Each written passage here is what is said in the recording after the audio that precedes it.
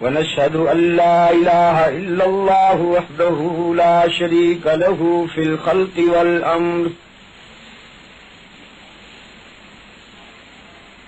إرغاما لمن جهد به وكفر ونشهد أن سيدنا ومولانا محمدا عبده ورسوله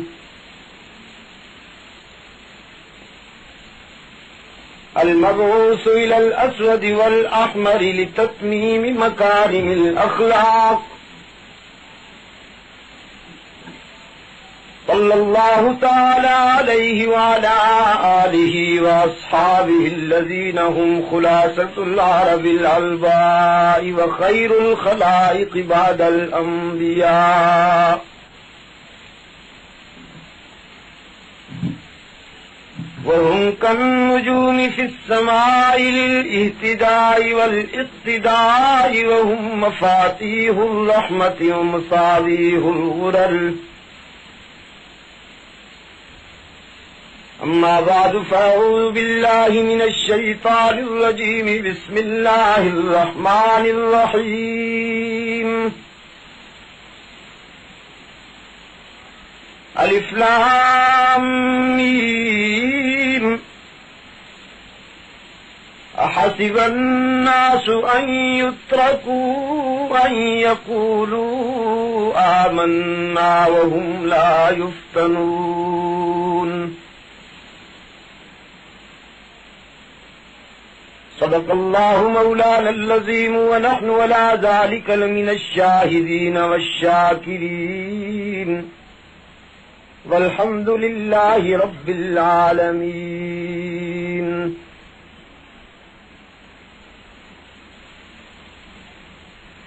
قرآن پاک کی یہ آیت جو ابھی ابھی آپ کے سامنے تلاوت کی گئی ہے،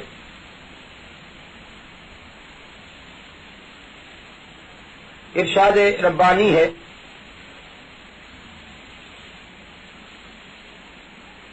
لوگ خیال کرتے ہیں کہ مومن کہلوا کر خود کو ایماندار کہلوا کر دونوں جہان کی کامیابیاں حاصل کر لیں گے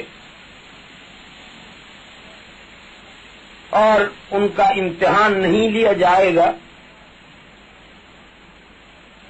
ایسا نہیں ہو سکتا. یہ استفہام انکاری ہے. مطلب یہ ہے کہ اللہ کے ساتھ جس نے بھی تعلق قائم کیا اور وادی کفر و ضلالت سے نکل کر توحید و رسالت کے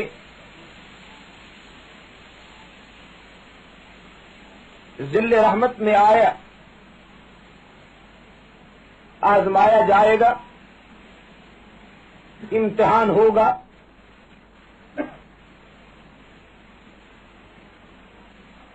رسول اللہ صلی اللہ علیہ وسلم کا ارشاد ہے کہ انبیاء اپنے اپنے مرتبہ اور مقام کے لحاظ سے آزمائے گئے. جس کا مقام جتنا بلند تھا علیہم السلام، اس کی آزمائش بھی اتنی کڑی ہوئی. خود رسول اکرم صلی اللہ علیہ وسلم فرماتے ہیں کہ راہ حق میں مجھے جن اذیتوں سے گزرنا پڑا، جن دکھوں سے گزرنا پڑا اور جن مصائب سے مجھے واسطہ پڑا ہے، سرکار دو عالم صلی اللہ علیہ وسلم فرماتے ہیں کہ اگر میری اذیتوں میں سے کچھ حصہ کائنات انسانی پر تقسیم کیا جائے تو انسان وحشت کے عالم میں چیختے چلاتے ہوئے بستیوں سے نکل کر جنگلوں کی طرف بھاگ اٹھے. جب یہ جلیل القدر ہستیاں بغیر آزمائش اور امتحان کے اللہ کے حضور کامیابی کی سند حاصل نہیں کر سکتی، تو پھر کوئی اور یہ کیوں کر سوچ سکتا ہے کہ میں بغیر آزمائش کے کامیاب ہو جاؤں گا؟ جسے امتحان و آزمائش کے مراحل سے خوف ہو، طبیعت میں اس کے ہول آئے، تو وہ اس وادی میں قدم ہی نہ رکھے، جس کو ہو جان و دل عزیز اس کی گلی میں جائے کیوں؟ لیکن جس نے اللہ کے ساتھ تعلق قائم کر لیا تو وہ خود کو آزمائش کے لیے بھی تیار کر لے، یہ اس کی مرضی کہ جس عنوان سے چاہے آزما لے، چاہے تو تبسم اور مسکراہٹوں میں آزمائے، چاہے تو آنسو کی روانی میں آزمائے، چاہے تو ثروت و دولت دے کے آزمائے، اور چاہے تو ناداری، افلاس اور غربت کے عنوان سے آزمائے، چاہے تو راحتوں میں آزمائے، چاہے تو مصیبتوں میں آزمائے، یہ اس کی اپنی مرضی پہ ہے، مشیت پہ ہے۔ انبیاء علیہ الصلوۃ والسلام میں یہ دونوں صورتیں نظر آتی، کچھ ایسے ہیں جو مسکراہٹوں میں آزمائے جا رہے ہیں، کچھ ایسے ہیں کہ آنسوؤں میں ان کا امتحان لیا جا رہا ہے،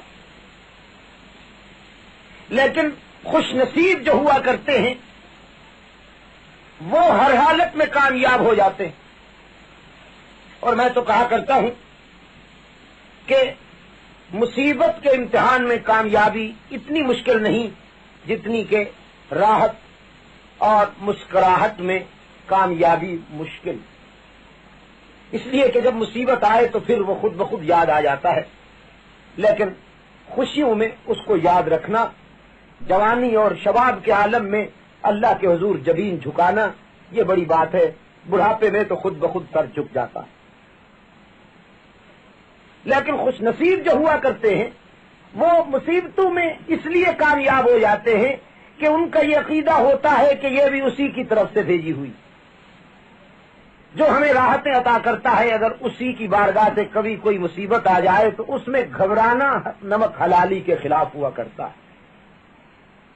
حضرت لقمان دانائی اور حکمت میں شہرا آفاق ہیں، بچپن میں وہ بادشاہ کی نظر میں بہت زیادہ منظور ہوا کرتے تھے اور بادشاہ اسے اپنے قریب بٹھاتے تھے، اس لیے کہ لقمان کی زبان سے جب کبھی کوئی جملہ نکلتا تو وہ اتنا حکیمانہ ہوتا کہ حاضرین جھوم اٹھتے اس کی بلاغت پر۔ ایک دن اس بادشاہ کے سامنے باہر سے آیا ہوا ایک اجنبی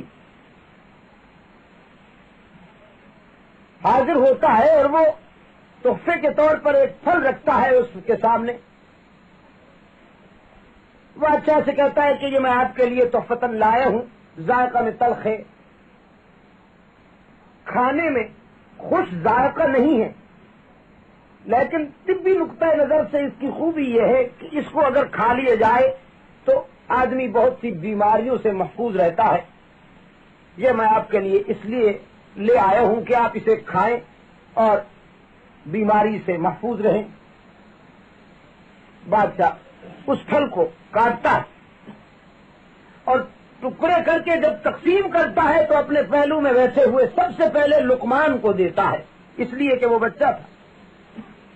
میٹھا اور پھل جب کھایا جائے تو رسول اکرم صلی اللہ علیہ وسلم کی شریعت طاہرہ کا مزاج بھی یہی ہے کہ اگر بچہ تمہارے قریب ہو تو سب سے پہلے اسے دے دو،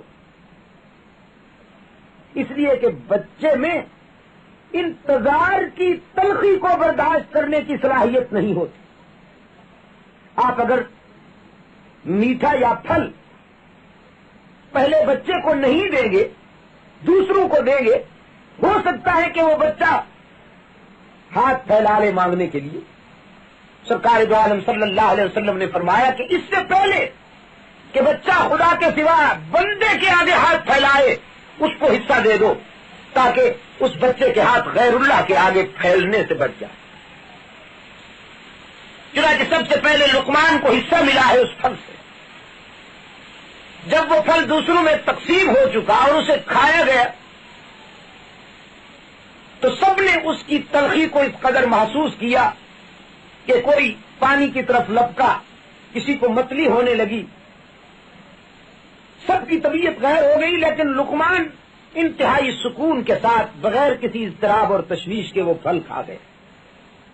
جب محفل اپنے رنگ میں آئی ہے تو سوالیہ نظریں لقمان کی طرف اٹھی کہ یہ اپنے حصے کا وہ پھل کھا گیا، کیا اسے کڑوا نہیں لگا؟ بادشاہ نے لقمان کی طرف اٹھنے والی نگاہیں دیکھ کر پوچھا کہ برخوردار آپ کو یہ پھل کڑوا نہیں لگا؟ لقمان کہنے لگا مجھے بھی کڑوا لگا۔ تو بادشاہ نے کہا آپ نے تھوک کیوں نہیں دیا؟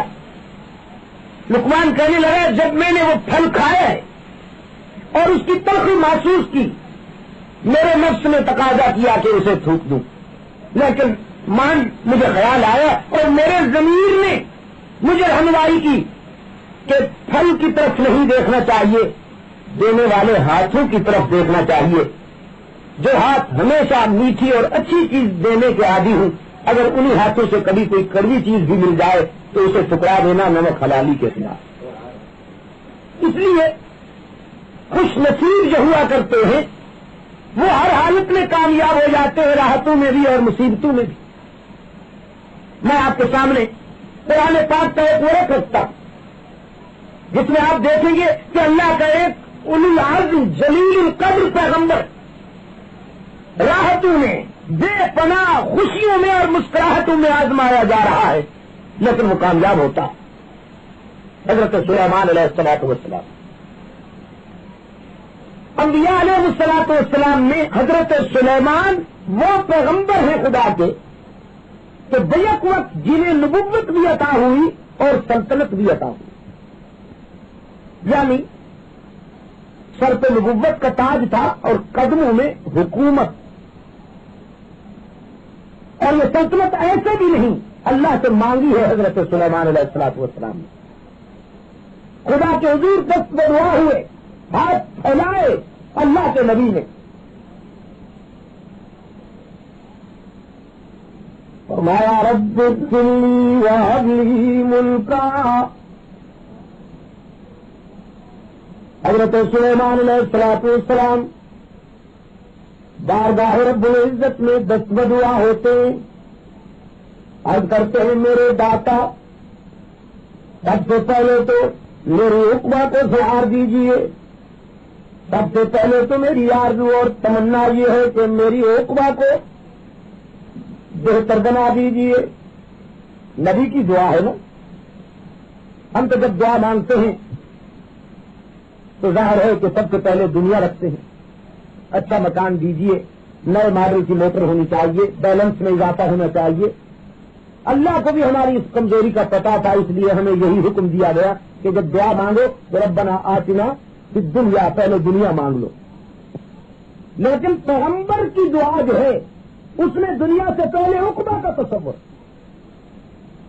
فرماتے ہیں رب اغفر لی، میرے معبود، میرے داتا، سب سے پہلے تو میری تمنا یہ ہے کہ میری عقبہ سوار دیجیے، وہب لی ملکا، اور پھر یہ بھی میری درخواست ہے کہ احقاق حق اور ابطال باطل کے لیے مجھے مملکت بھی عطا کیجیے، اقتدار بھی عطا کیجیے، اور اقتدار بھی ایسا، سلطنت اور مملکت بھی ایسی کہ لا ينبغی لأحد من بعدی، پھر میری طرح کی مملکت اور سلطنت دنیا میں اور کسی کو نہ ملے، تاکہ دنیا کو پتا تو چلے نا کہ سلیمان علیہ الصلوۃ والسلام نے اپنے داتا سے کام کی چیز مانگی۔ اور اس سے یہ بھی معلوم ہوا کہ سچائی کے فروغ اور برائی کے خاتمے کے لیے اگر اقتدار اور کرسی ہی ایک ذریعہ رہ جائے تو خدا سے اس کا مانگنا بھی جرم نہیں۔ رب کائنات نے فرمایا ہم نے اپنے پیغمبر کی دعا کو قبول کرتے ہوئے انہیں سلطنت عطا فرمائی، اور سلطنت بھی ایسی کہ سلیمان علیہ الصلوۃ والسلام کی تمنا سے بھی زیادہ وسیع، اس لیے کہ ہم نے حضرت سلیمان علیہ السلام کو انسانوں پر بھی حکومت عطا کی، جنات پر بھی حکومت عطا کی۔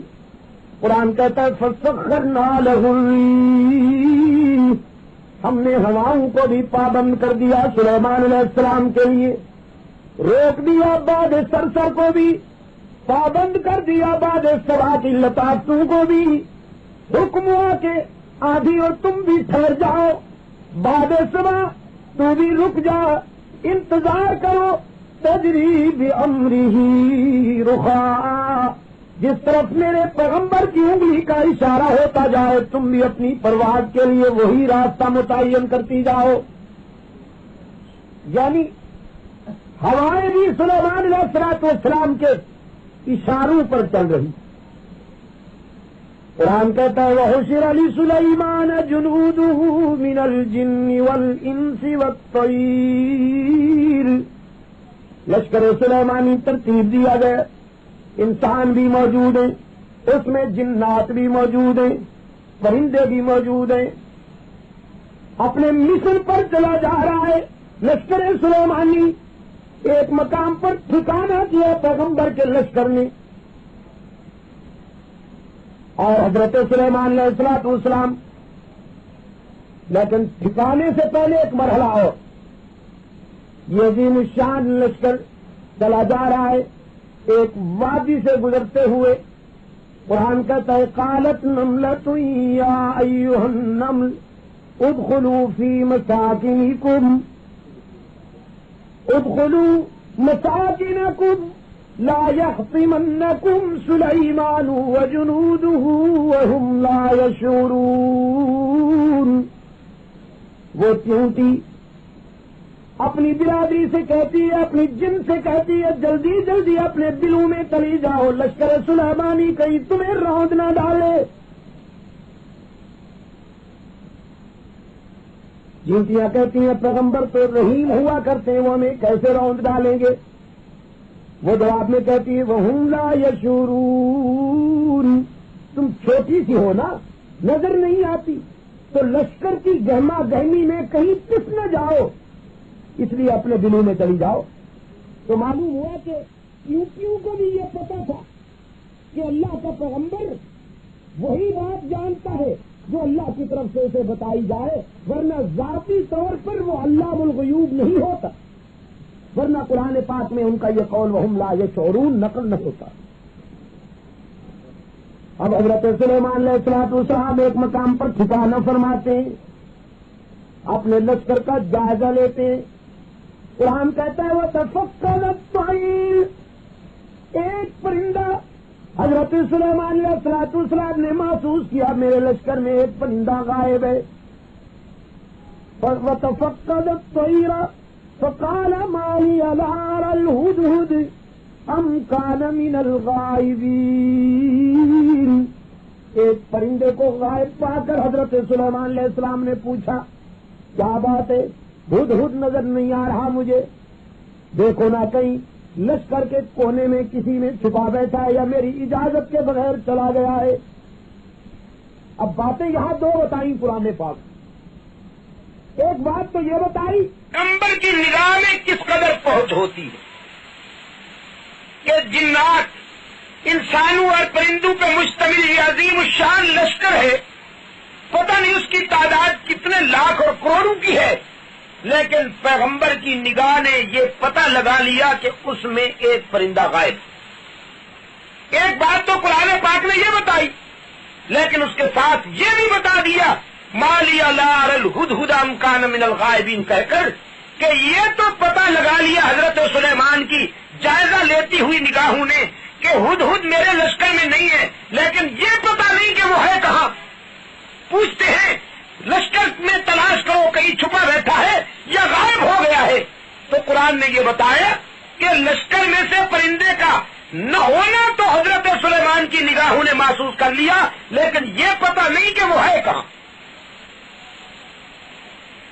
اب اسے تلاش کیا گیا پرندے کو، جب وہ نہیں ملا اطلاع دی گئی بارگاہ نبوت میں کہ واقعی وہ پرندہ نہیں نظر آتا۔ فرماتے لَأُعَذِّبَنَّهُ عَذَابًا شَدِيدًا، چونکہ اجازت کے بغیر چلا گیا ہے میں اسے سزا دوں گا بڑی سخت، اولا اذبحنہ، اگر جرم زیادہ سنگین ہوا تو ذبح بھی کر سکتا ہوں، اسے قتل بھی کر سکتا ہوں، اولا یأتینی بسلطان مبین۔ اللہ اکبر! اگر ایک طرف جلال تلاطم میں ہے تو دوسری طرف جمال بھی موجزن ہے، اگر ایک طرف پیغمبر کا غصہ ظاہر ہوتا ہے تو دوسری طرف سے عفو و درگزر کا پہلو بھی اجاگر نظر آتا ہے۔ فرماتے ہیں اجازت کے بغیر چلا گیا ہے سخت سزا دوں گا، ذبح بھی کر سکتا ہوں، لیکن اگر اپنے غائب ہونے کی کوئی معقول وجہ بتا دی صفائی کا موقع دوں گا، اگر اپنی غیر حاضری کی کوئی معقول وجہ بتا دی تو معاف بھی کر دوں گا۔ ادھر ہوا کی لہروں نے جا کے اطلاع دی ہدہد کو کہ پیغمبر غصے میں ہے، جلدی پہنچ، مارا جائے گا۔ قرآن پاک نے بتایا فما کا غیر بعید، تھوڑی دیر ہوئی، ہوا میں قلع بازیاں کھاتا ہوا پرندہ آ پہنچا، بارگاہ سلیمانی میں عرض کرتا ہے اللہ کے نبی میں غائب تو ہو گیا لیکن احطت بما لم تحط بی، میں تو وہاں سے ہو کے آیا ہوں جہاں آپ بھی آج تک نہیں گئے۔ ایک ایک قرآن پاک کے جملے پہ غور کرتے چلے جائیے تو آپ کو شرک و بدعت کے بت ٹوٹتے نظر آئیں گے۔ جہالت نے انبیاء علیہ الصلوۃ والسلام کے ساتھ، جہالت کی ماری ہوئی جنس نے انبیاء علیہ الصلوۃ والسلام کے ساتھ جو جو تصورات قائم کر رکھے ہیں، قرآن اس ایک ایک جہالت کے نقش کو توڑتا۔ جب پرندہ یہ کہتا ہے کہ احطت بما لم تحط بہ، میں وہاں سے ہو کے آیا ہوں جہاں آپ بھی آج تک نہیں گئے، تو حضرت سلیمان علیہ الصلوۃ والسلام کی بارگاہ میں ہدہد کے اس جملے نے جہالت کا وہ تصور ختم کر دیا کہ نبی ہر جگہ موجود ہوتے۔ حضرت سلیمان علیہ الصلوۃ والسلام نے فرمایا پھر کیا دیکھ کر آئے ہو؟ عرض کرتا ہے وَجِئْتُكَ مِنْ سَبَإٍ بِنَبَإٍ يَقِينٍ، قوم سبا میں سے ایک پختہ خبر لایا ہوں۔ وہاں جا کر میں نے ایک قوم دیکھی جو ایک عورت کو اپنی حکمران بنائے ہوئے ہے، عورت کی حکومت ہے اس قوم پر، اس قدر گئے گزرے مرد ہیں کہ عورت کے اشاروں پر چلتے ہیں اور ان کی جبین سورج کی کرنوں کے سامنے جھکتی ہے، وہ اپنی جبین کی نیاز مندیاں سورج کی روشنی کے حضور پیش کرتے ہیں۔ حضرت سلیمان علیہ الصلوۃ والسلام نے فرمایا میں ابھی پتہ لگاتا ہوں تیرے قول میں کہاں تک سچائی ہے۔ خط لکھتے ہیں بلقیس کو، قوم سبا کی ملکہ کو، اور یہ سفارتی دنیا میں کسی ایک حکمران کا دوسرے حکمران کے نام لکھا جانے والا پہلا خط تھا جو سلیمان علیہ الصلوۃ والسلام کے ہاتھوں قوم سبا کی ملکہ بلقیس کو لکھا گیا، اور وہ خط اتنا اہم ہے کہ حق تعالی نے قرآن پاک میں وہ من و عن محفوظ رکھا ہوا۔ حضرت سلیمان علیہ الصلوۃ والسلام لکھتے ہیں انہ من سلیمان وانہ بسم اللہ الرحمن الرحیم وَأْتُوا اللہ تعالوا علیہ وَأْتُونِی مسلمین۔ سب سے پہلے اس مکتوب کی پیشانی پر لکھتے ہیں کہ یہ کوئی جابر ظالم شہنشاہ کی طرف سے نہیں لکھا جا رہا، بلکہ یہ عرش بری سے فرش زمین پر حق تعالی کے نمائندہ اللہ کے نبی حضرت سلیمان کی طرف سے لکھا جا رہا ہے۔ وَإِنَّهُ بسم اللہ الرحمن الرحیم، اور لکھا بھی اس ذات کے نام سے جا رہا ہے جو کائنات انسانی پر سب سے زیادہ لطف و کرم کرنے والی ہے۔ یہ تمہید تھی، اور اب آگے مقصد کی بات۔ اللہ تعالی علیہ، میں تجھ سے کہنا یہ چاہتا ہوں قوم سبا کی ملکہ کہ میرے سامنے اب کرنے کی غلطی نہ کرنا، تمول، اقتدار اور دولت کے بل بوتے پر مجھ سے ٹکرانے کی غلطی نہ کرنا، اس لیے کہ تیرے پاس فرشی قوت ہے اور میرے پاس فرشی قوت کے ساتھ ساتھ عرشی حمایت بھی مجھے حاصل ہے۔ میں حکم دیتا ہوں کہ اطاعت گزار بن کر آ جاؤ۔ سلیمان علیہ السلام کا یہ مکتوب اسی پرندے کے ذریعے ملکہ سبا تک پہنچایا ہے۔ اس نے مکتوب کا مطالعہ کیا، اپنے مشیروں سے پوچھا کہ کیا کرنا چاہیے۔ ان میں سے اکثر کی رائے یہ تھی کہ ہم ٹکرائیں گے، خون بہائیں گے، لیکن انہیں تو یہ کہہ کر بلقیس نے چپ کر دیا کہ خون ریزی مجھے پسند نہیں ہے، اس لیے کہ ان الملوک اذا دخلوا قریۃ افسدوها وجعلوا اعزۃ اہلها اذلہ۔ جب دو حکومتیں، جب دو سلطنتیں ٹکراتی ہیں اور بادشاہ فاتح بن کر مفتوحہ قوم کی بستیوں میں داخل ہوتے ہیں تو پھر پگڑیاں اچھلتی ہیں، آبادیاں تاراج ہوتی ہیں، سکون تباہ ہوتا ہے، بڑھاپے ویران ہوتے ہیں، بچے یتیم ہوتے ہیں، ماؤں کی ممتا لٹتی ہے، بہنوں کے سر سے دوپٹے اترتے ہیں، بیٹیوں کی آبرو پہ سب خون پڑتا ہے۔ میں خون ریزی پسند نہیں کرتی۔ انی مرسلتم بہدیہ، میں کچھ تحائف روانہ کرتی ہوں، ہیرے اور موتی بھیجتی ہوں، مجھے یہ توقع ہے کہ ہیرے اور موتیوں کی چمک دمک دیکھ کر شاید وہ نرم ہو جائے۔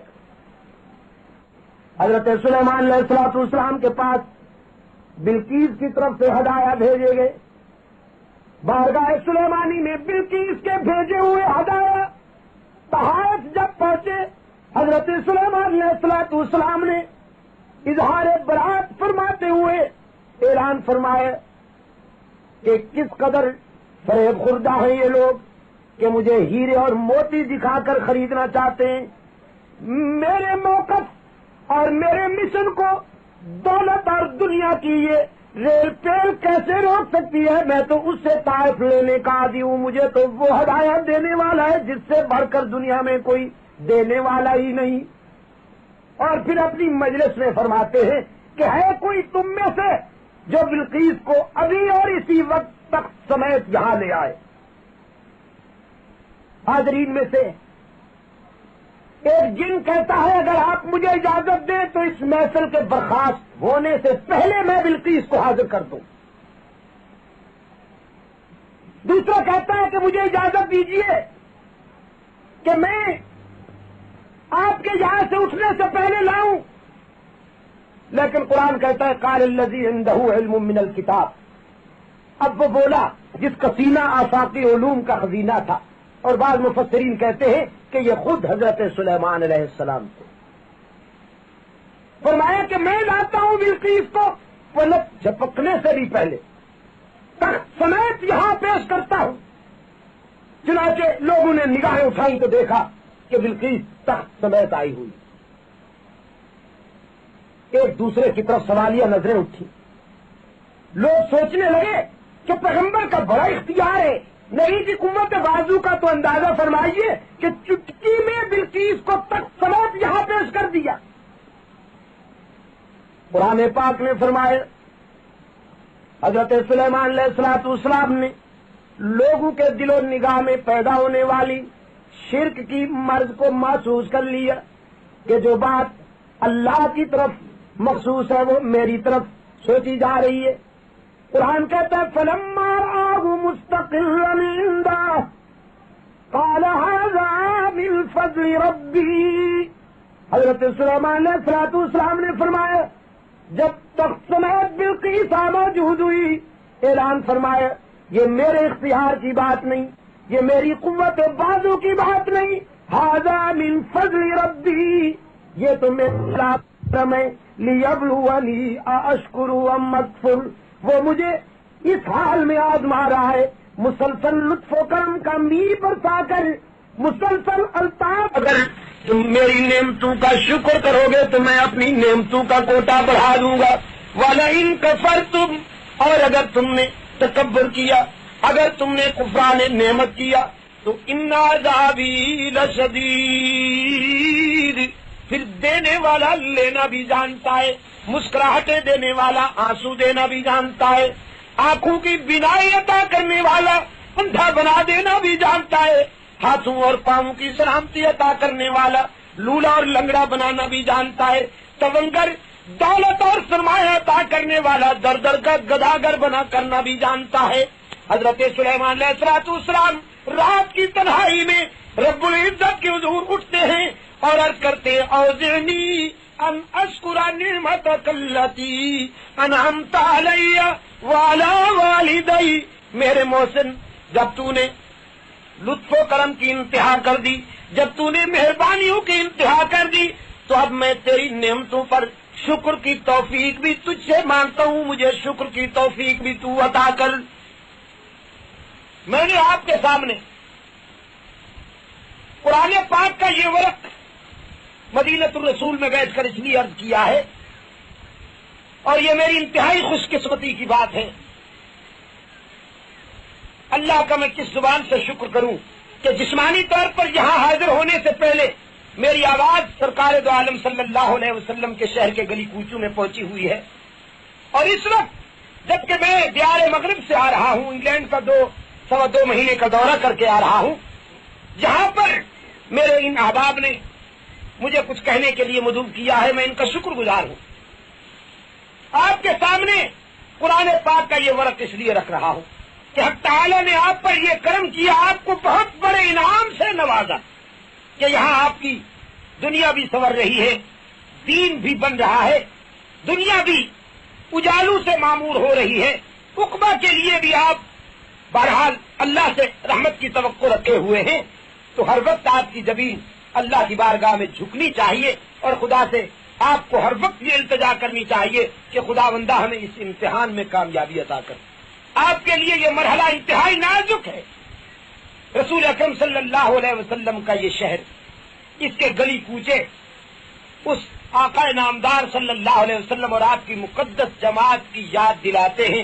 یہی وہ سرزمین ہے جہاں فخر رسول مولا کل ہادی سبل چلا کرتے تھے۔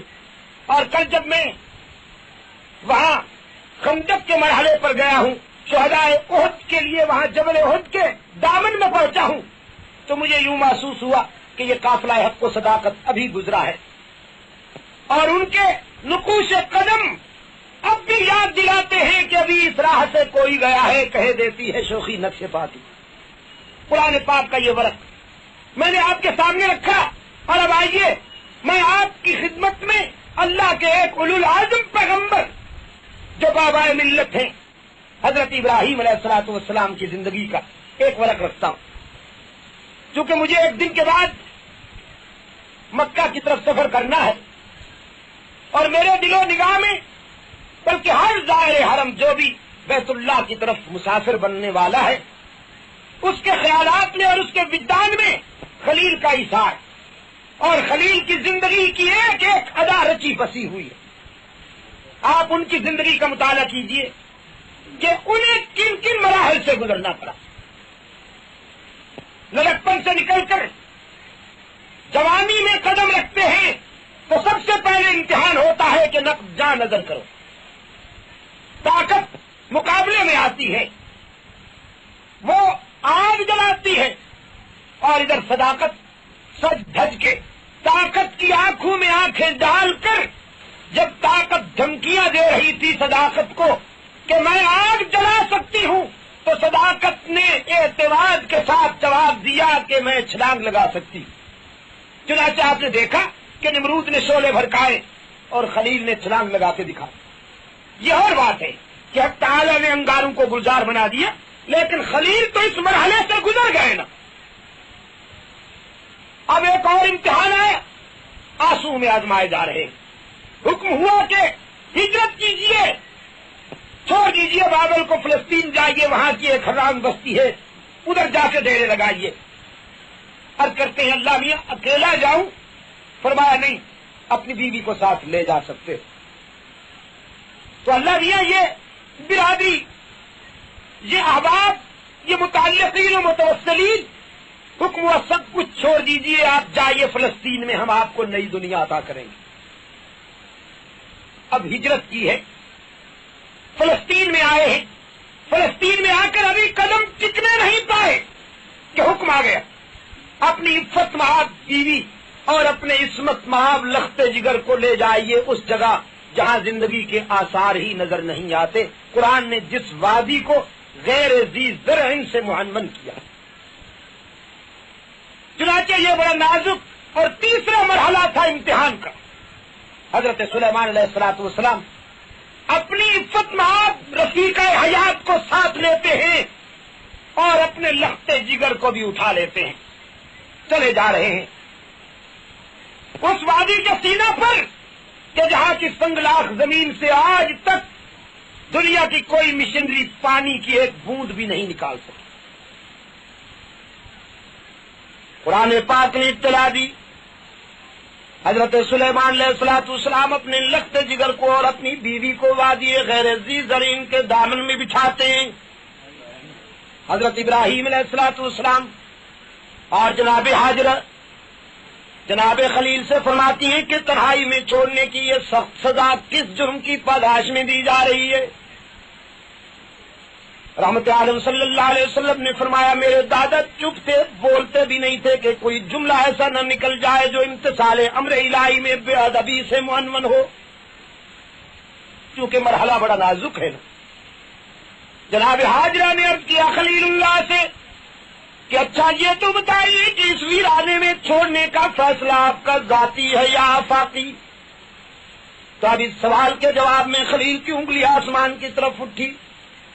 یہ خاموش مگر جامع جواب تھا ابراہیم علیہ الصلوۃ والسلام کی طرف سے کہ نبیوں کے فیصلے ذاتی نہیں ہوا کرتے، ہم تو اپنی منشا سے ایک جملہ بھی نہیں بول سکتے، ہماری تو زندگی کی ایک ایک ادا خدا کے حکم کے پابند ہوا کرتی ہے۔ پتہ نہیں یار لوگوں نے انبیاء علیہ الصلوۃ والسلام کی ذات گرامی سے یہ تصور کیسے قائم کر لیا کہ نبی مختار کل ہوتے ہیں، جو چاہیں کر لیں، حالانکہ قرآن کہتا ہے کہ پیغمبر کی زندگی کا ایک ایک زاویہ، نبی کی زندگی کی ایک ایک ادا اللہ کے حکم کے پابند ہوتی۔ جناب خلیل کی انگلی آسمان کی طرف اٹھی ہوئی دیکھ کر حضرت ہاجرہ صلوات اللہ وسلامہ علیہ اللہ پر توکل اور بھروسے کے جذبہ میں سرشار ہو کر فرماتی ہیں خلیل آپ اطمینان سے جائیے، ہماری فکر کرنے کی ضرورت نہیں، جس ذات نے اس ویرانے میں چھوڑنے کا حکم دیا ہے حفاظت بھی وہی کرے گا۔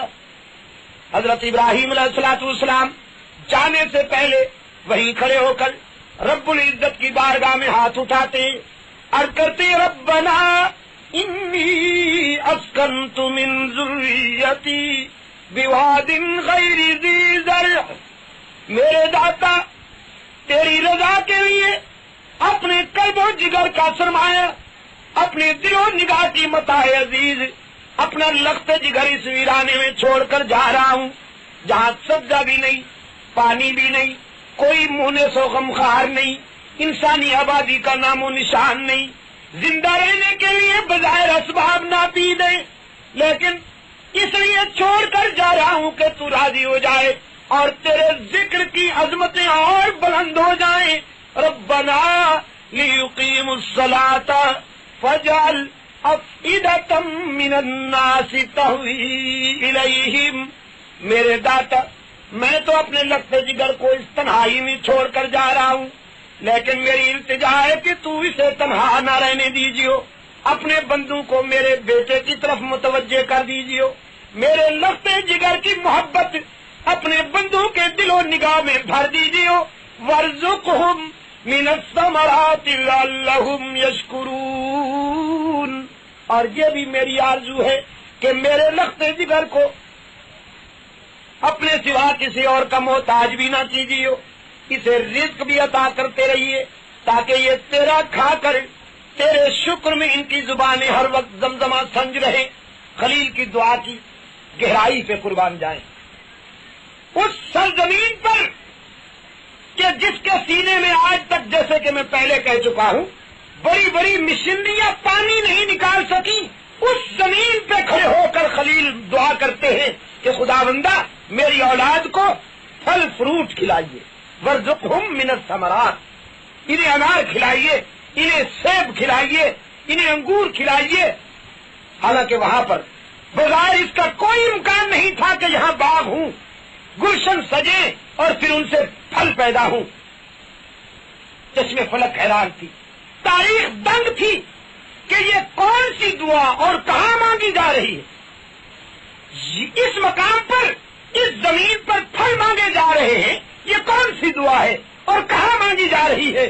فطرت پکار اٹھی کہ یہ مت سوچو کہ یہ کون سی دعا اور کہاں مانگی جا رہی ہے، بلکہ یہ دیکھو کہ یہ کون مانگ رہا ہے اور کس سے مانگ رہا ہے. مانگنے والا خلیل ہے اور دینے والا رب جلیل ہے. خلیل اللہ کو پتا تھا کہ یہ زمین تو سنگ لاخ ہے، لیکن یہ بھی خلیل کا ایمان تھا کہ میرے خدا کو یہ توفیق اور قدرت ہے کہ جہاں پھل پیدا ہوں گے وہ یہاں لا سکتا ہے. اور آج خلیل کی دعا کی جوانی اور شباب تو دیکھیے کہ کرۂ ارض پر جو بھی پھل پیدا ہوتا ہے وہ مکہ میں میسر ہے. کرۂ ارض میں جہاں کہیں کوئی پھل پیدا ہوتا ہے مکہ میں حاصل ہی نہیں، بلکہ مکہ میں جو پھل میسر ہیں ان کی لذت ہی کچھ عجیب ہوا کرتی، ان کا ذائقہ ہی کچھ عجیب ہوا کرتا ہے. میں اس لیے کہا کرتا ہوں کہ دنیا سے جب پھلوں کی پیٹیاں آتی ہیں مکہ کے بلدیاتی حدود میں جب داخل ہونے لگتی ہیں تو ان میں خلیل کی دعا کی تاثیر شامل ہو جاتی ہے. رب العزت کی بارگاہ میں خلیل یہ دعا کر کے چلے جاتے ہیں. اس ویرانے میں بیٹھی ہوئی ہاجرہ اللہ پر توکل کیے ہوئے اپنے لخت جگر کو گود میں لیے بیٹھی ہے. اب کچھ عرصہ کے لیے جو سامان سفر تھا، جو رخت سفر تھا وہ ختم ہو گئے. پینے کے لیے پانی بھی نہیں، کھانے کے لیے کچھ بھی نہیں. جناب ہاجرہ اپنے لخت جگر کو زمین پر لٹا کر ایک پہاڑی پر چڑھتی ہیں یہ دیکھنے کے لیے کہ کوئی دور سے آبادی نظر آئے، میں پانی کی تلاش کروں. میرا بیٹا سخت پیاس محسوس کرتا ہے. حضرت ہاجرہ ایک پہاڑی پر چڑھ کر ادھر ادھر دیکھتی ہیں، پھر اس سے اتر کر دوسری پر چڑھ جاتی ہیں. دائیں بائیں شمالن جنوباً نگاہ دوڑاتی ہیں. گھبراتی ہوئی اس سے اتر کر پھر پہلی پہاڑی پر چڑھ جاتی ہیں، پھر نگاہیں چار جانب دوڑاتی ہیں. عرش والے کو جناب ہاجرہ کی ادا اس قدر پسند آ گئی کہ رب کائنات نے اسلام کے شعار میں ہاجرہ کی دوڑ کو بھی شامل کر دیا. سرکار دو عالم صلی اللہ علیہ وسلم نے فرمایا میری دادی ہاجرہ کا دوڑنا دین بن گیا. اور آج جو بھی کوئی اللہ کے گھر کے طواف کے لیے جاتا ہے جب تک ہاجرہ کی دوڑ کی نقل نہ کرے اس وقت تک اسے اللہ کی بارگاہ سے حج کی کامیابی کی سند ہی نہیں ملتی. اور ادھر جناب اسماعیل علیہ السلام کی پیاس کا علاج کیسے ہوا کہ جبرائیل امین تشریف لائے اور حق تعالی نے حضرت اسماعیل کی ایڑی سے پاؤں کی جانب سے پانی کا چشمہ جاری کیا. جناب ہاجرہ اترتی ہیں، اپنے لخت جگر کے قریب آتی ہیں، جوش کے ساتھ پانی ابل رہا ہے. اور جناب ہاجرہ جب دیکھتی ہیں کہ اس جوش کے ساتھ یہ پانی ابھر رہا ہے زمین سے تو اسے زم زم فرماتی ہیں کہ ٹھہر جا تو بڑے جوش سے نکل رہا ہے. اور پھر اسے پابند کرنے کے لیے ادھر ادھر سے مٹی کی باڑ دیتی ہیں. سرکار دو عالم صلی اللہ علیہ وسلم فرماتے ہیں میری دادی نے اس پانی کو پابند کر دیا، محدود کر دیا. اگر ہاجرہ اس پانی کو محدود نہ کرتی تو نہ معلوم وہ پانی کہاں تک پہنچتا. لیکن حضرت ہاجرہ نے زمزم کی روانی کو محدود کیا. اللہ نے اس پانی کو اب بھی کرۂ ارض پر ہر جگہ پہنچا دیا. روانی سے نہ صحیح، عقیدت کی فراوانی سے صحیح، لیکن وہ پانی پہنچتا ہر جگہ ہے. جو بھی ظاہر حرم حج پہ آتا ہے جب تک وہ آب زمزم ساتھ لے کے نہ جائے اپنے وطن میں اس کی خیر ہی نہیں ہوتی. جو اس کو مبارکباد دینے کے لیے آئے سب سے پہلے اس کی یہی وہ چاہت ہوتی ہے، تمنا ہوتی ہے کہ مجھے زمزم پلایا جائے. اور گھر میں آنے والے کسی اگر آدمی کو زمزم نہ پلایا جائے تو وہ وہی حاجی کو تانا دیتا ہے کہ تو کیسا حاجی ہے، حج کر کے آیا اور مجھے زمزم بھی نہیں پلایا. تو جناب ہاجرہ صلوات اللہ وسلامہ علیہا کا لخت جگر پیاس بجھاتا ہے. جناب ہاجرہ پیاس بجھاتی ہے. اب جب پانی پیدا ہو گیا تو پانی والے پرندے بھی آ پہنچے. دور دراز سے دیکھنے والوں نے آبی پرندوں کو یہاں پایا تو دوڑتے ہوئے لپکے حضرت حاجرہ کی طرف اجازت لے رہے ہیں اور وہیں پر مکان بنتے چلے جا رہے ہیں. ویرانہ تھا، آبادی ہو رہی ہے. میں کہا کرتا ہوں پیغمبر جہاں قدم ٹکاتے ہیں، جہاں اللہ کے نبی ڈیرے لگاتے ہیں، وہ ویرانے آبادیوں میں بدل جایا کرتے ہیں. وہاں پر گلشن ہو جایا کرتے ہیں، وہاں پر راحتیں ڈیرے لگا لیا کرتی ہیں. حضرت اسماعیل بچپن سے نکل کر لڑکپن میں آتے ہیں اور اسی مرحلے میں اللہ کی طرف سے ایک اور نازک امتحان آ جاتا ہے. خلیل اللہ کے لیے حکم ہوتا ہے کہ اپنی پسندیدہ چیز کو میری راہ میں قربان کر دو.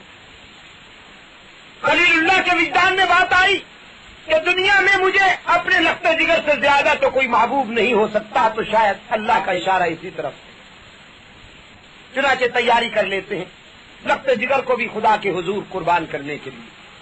یہ نہیں پوچھتے کہ اللہ یہ کیوں کروں ایسے. کبھی باپ بھی اپنے بیٹے کے گلے پہ چھری چلاتا ہے.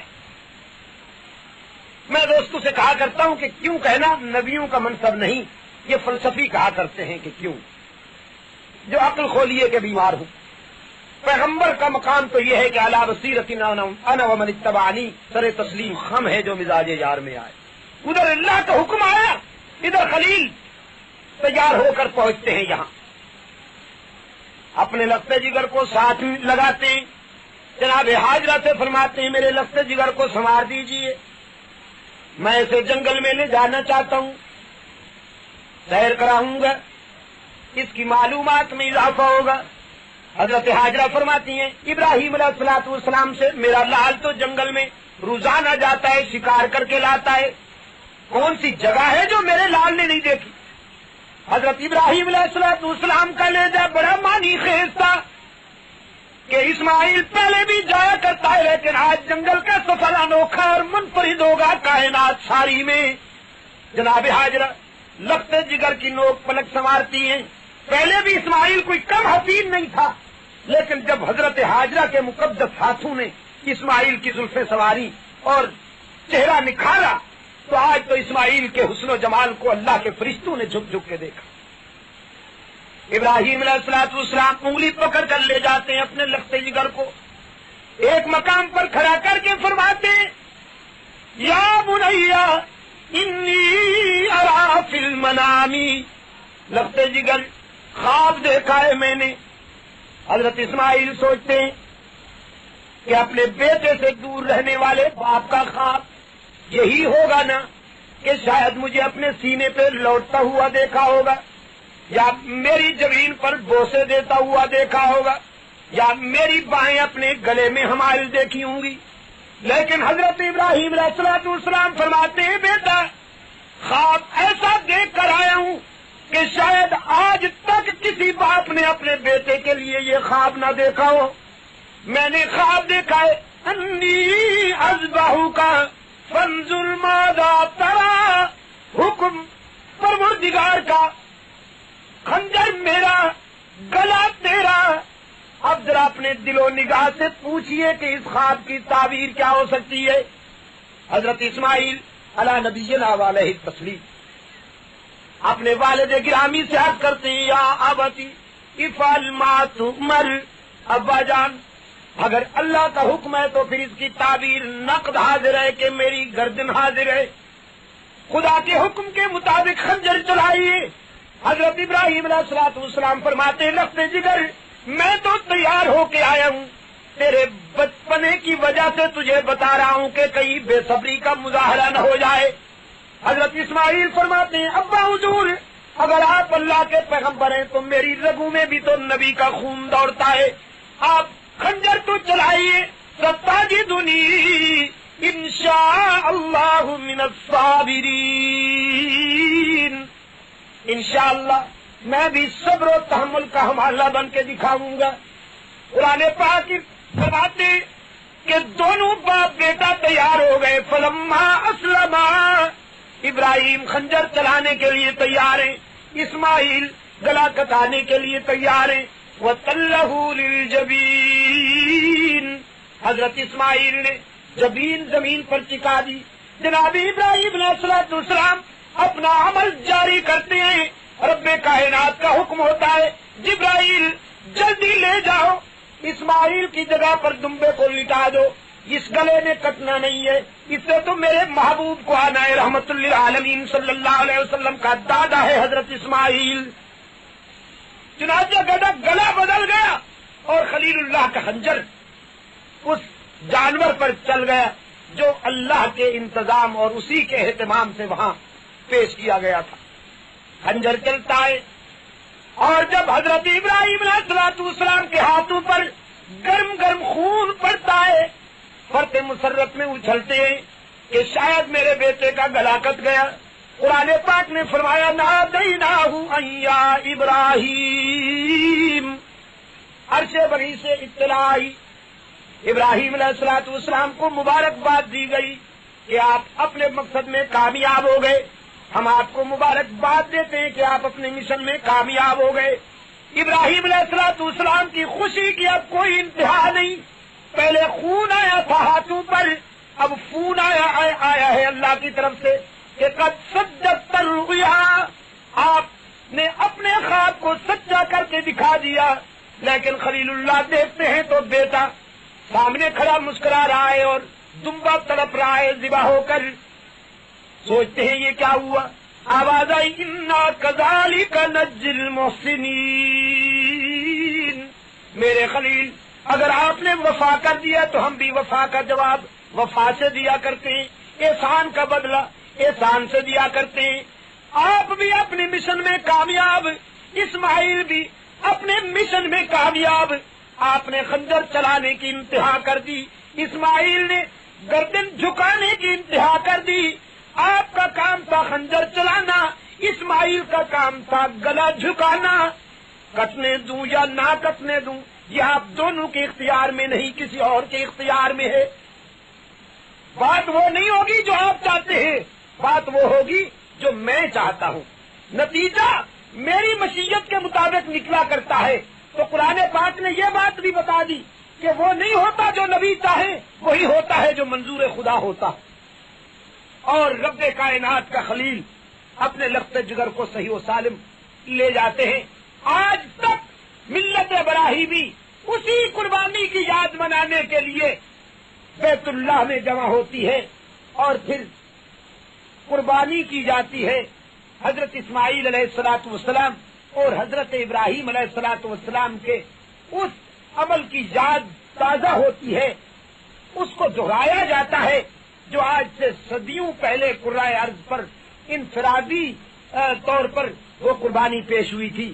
آپ نے یہ دیکھ لیا کہ ابراہیم علیہ السلام ان مختلف مراحل سے گزرتے ہیں اور پھر اللہ کی طرف سے کریڈٹ ملتا ہے، خدا کی طرف سے تمغہ ملتا ہے حضرت ابراہیم علیہ السلام کو کہ ان ابراہیم کان امۃ، اکیلا پیغمبر، اکیلا ابراہیم اتنا وسیع تھا اثار و قربانی کے لحاظ سے کہ پوری امت بھی اتنی قربانی نہ دے سکتی جتنی تنہا ابراہیم علیہ السلام نے دے دی۔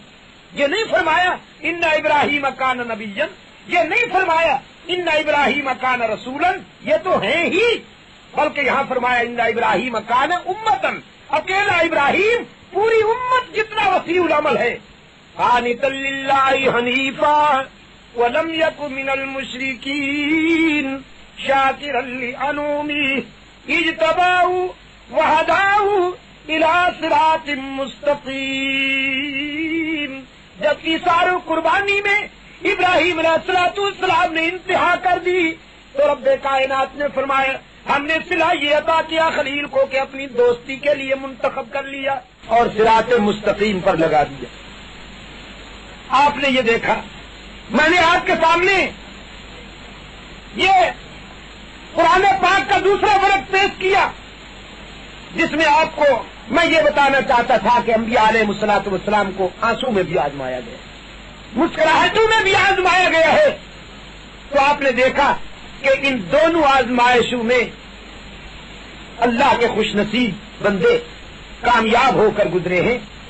تو ہمارے اور آپ کے لیے بھی قرآن پاک کا پیغام یہ ہے کہ اللہ کی طرف سے راحتیں آئیں تو شکر کرنا چاہیے، مصیبتیں آئیں تو صبر کرنا چاہیے، اس لیے کہ اسی کی طرف سے یہ دونوں چیزیں آتی ہیں۔ غربت آئے تو اس کے سوا کسی اور کے آگے ہاتھ نہ پھیلائے، دولت آئے تو پھر اس پر تکبر نہیں کرنا چاہیے۔ اللہ تعالی ہم سب کو اس معیار پر پورا اترنے والوں میں شامل کر دیں۔ وآخر دعوانا ان الحمد للہ رب العالمین۔